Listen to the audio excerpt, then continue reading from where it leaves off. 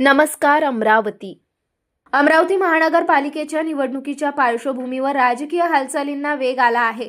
राष्ट्रवादी अजित पवार गटाच्या माजी महिला शहराध्यक्ष सुनीता वनवे यांनी शेकडो कार्यकर्त्यांसह 28 डिसेंबर रोजी युवा स्वाभिमान पक्षात जाहीर प्रवेश केला आहे।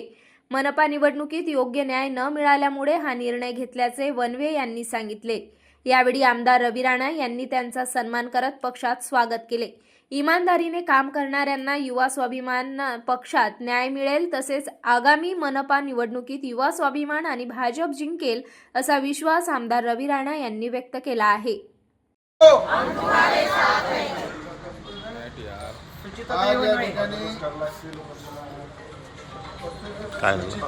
अनिल वनवे ज्या माजी सैनिकांच्या परिवारामध्ये आहे, अनेक वर्षापासून राष्ट्रवादी काँग्रेसमध्ये काम करत होत्या। राष्ट्रवादी काँग्रेसच्या शहर अध्यक्ष या पदावर सुद्धा ते आहेत आणि आज त्यांनी युवासेना पार्टीचं काम बघून या ठिकाणी युवासेना पार्टीमध्ये सुनीताताई वनवे या प्रवेश करत आहे आणि त्यांचं युवासेना पार्टीमध्ये मनापासून आपलं या ठिकाणी त्यांचं अभिनंदन आहे। तर याच्यासोबत मोठ्या प्रमाणात असंख्य कार्यकर्ते सुद्धा सुनीताताई वनवे यांच्यासोबत युवासेना पार्टीमध्ये प्रवेश केलेला आहे आणि त्यांना पुढच्या वाटचालीसाठी मनापासून शुभेच्छा आहे। पुन्हा अजितदादा गटाला मोठा झटका या ठिकाणी राष्ट्रवादीच्या माध्यमातून दिलेला आहे। राष्ट्रवादीला रामराम ठोकून युवासेना पार्टीमध्ये सुनीताताई वनवेंनी प्रवेश केला। राष्ट्रवादीला रामराम ठोकून आपण युवा स्वाभिमानात प्रवेश केला, काय कारण राष्ट्रवादीनं? कारण राष्ट्रवादीमध्ये जेव्हापासून मी 2017 पासून अमरावती शहर जिल्हाध्यक्ष महिला यांची उमेदवारी त्यांचे अध्यक्ष म्हणून कार्यरत होते।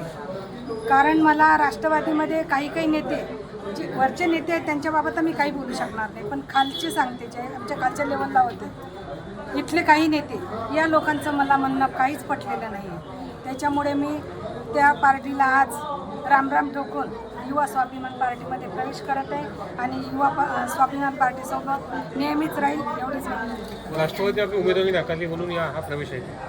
राष्ट्रवादी आपली उमेदवारी नाकारली म्हणून आपण प्रवेश घेत आहे?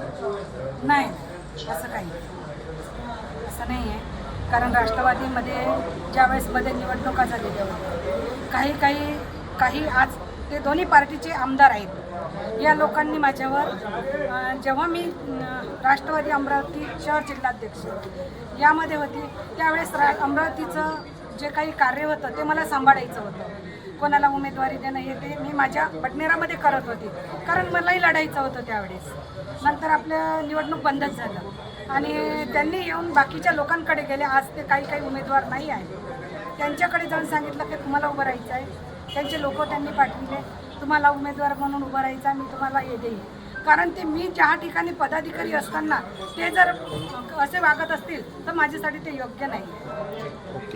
पद्धतीने युवासेना पार्टीचं काम सुरू आहे आणि पूर्ण ग्राउंड लेवलवर आमचा कार्यकर्ता जो काम करते ते बघून खऱ्या अर्थानं युवासेना पार्टीला जनतेतर्फे मोठ्या प्रमाणात समर्थन मिळत आहे। युवासेना पक्षाचे उमेदवार मोठ्या प्रमाणात निवडून येणार आहे, महायुतीचे उमेदवार निवडून येणार आहे आणि राष्ट्रवादी काँग्रेसच्या अजितदादा गटाच्या सुनीता वनवे ज्या अनेक वर्षापासून शहर अध्यक्षपदावर काम करत होत्या, आज त्यांनी पूर्ण हजारो कार्यकर्त्यांसोबत युवासेना पार्टीमध्ये प्रवेश केलेला आहे। सुनीता वनवे ह्या राष्ट्रवादीच्या शहर अध्यक्ष म्हणून अनेक वर्षापासून त्या पदावर काम करत असताना त्यांना जो न्याय मिळाला नाही तो न्याय युवासेना पार्टी देईल।